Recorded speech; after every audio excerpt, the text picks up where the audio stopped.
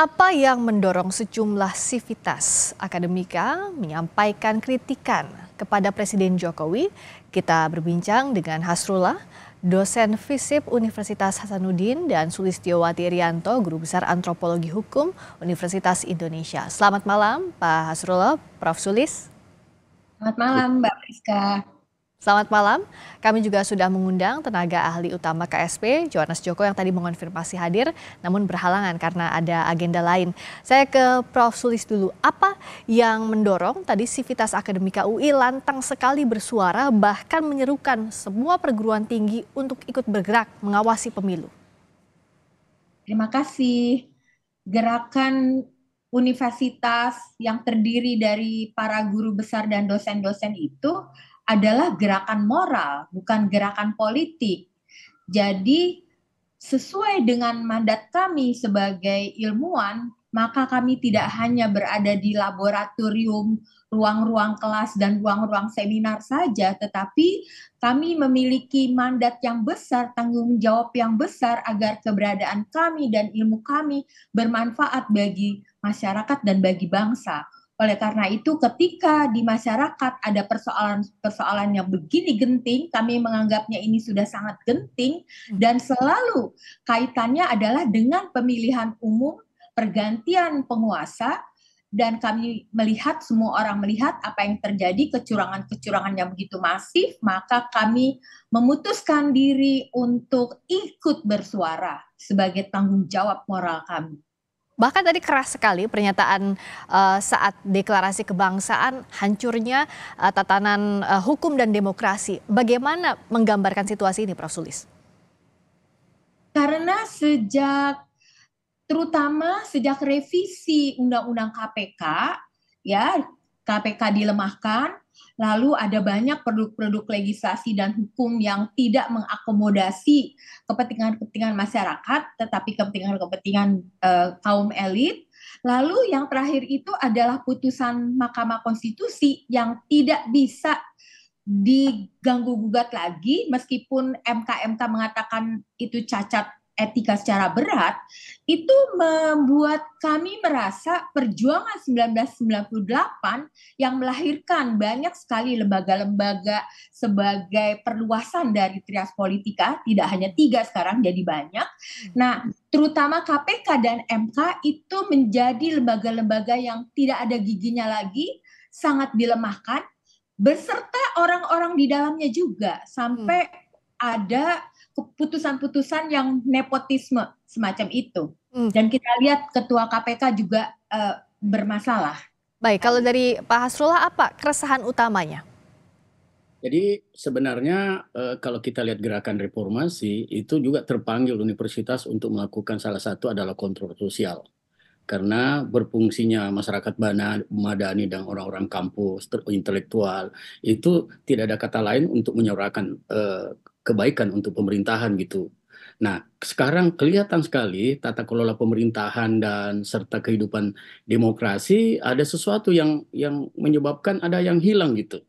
Ya, seperti tata kelola pemerintahan yang jelas-jelas di Undang-Undang Pemilu nomor 7 2017 itu jangan ada aparat yang berpihak. Itu jelas itu. Kalau orang hukum tahu ini. Jadi pemerintah, penguasa jangan berpihak.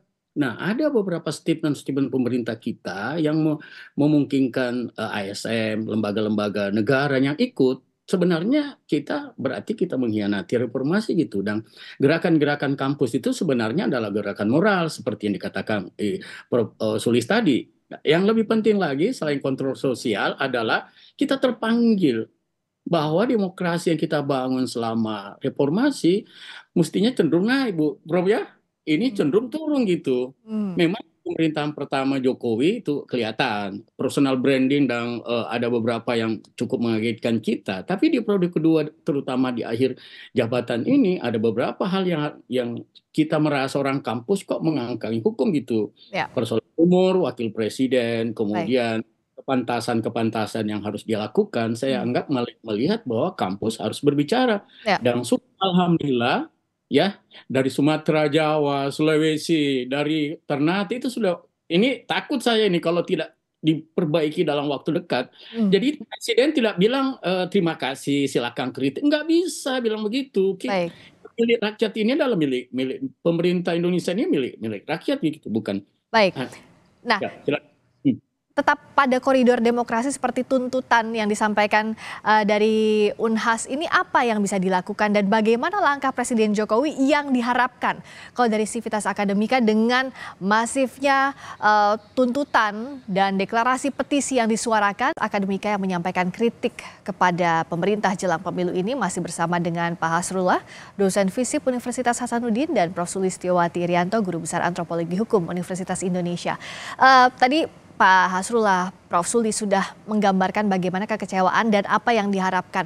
Tapi sebenarnya apa yang bisa dilakukan di kurang 2 pekan jelang pemilu ini yang diharapkan dengan sudah adanya gerakan masif dari berbagai universitas di berbagai daerah di Indonesia ini, Prof. Sulis?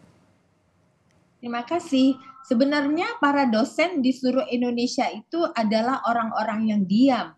Kami itu tidak bekerja di kampus dari jam 8 sampai jam 5, tetapi bisa 24 jam. Dan kami harus menjalankan sebegitu banyak peraturan SOP dari kementerian, dan kami diam. Itu yang terjadi pada kami. Dan sekarang begitu diamnya kami tidak bisa lagi menahan untuk tidak bersuara.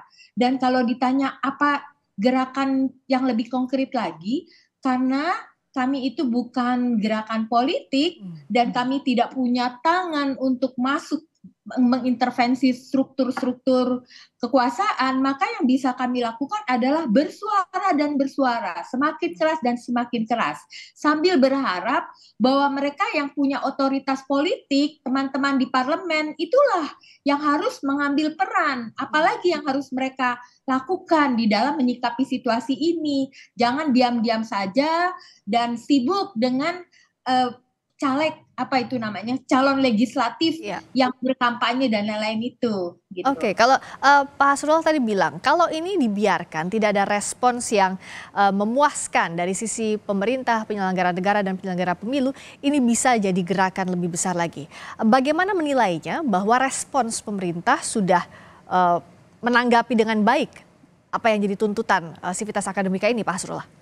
Ya, di sini kan di tuntutan kedua tadi para dosen dan guru besar yang peduli demokrasi ya, itu sudah di poin kedua mengingatkan Presiden Jokowi dan semua pejabat negara dan aktor politik yang ada dalam kabinet presiden ya berada pada koridor demokrasi yang mengedepankan nilai-nilai kerakyatan, keadilan sosial serta rasa nyaman.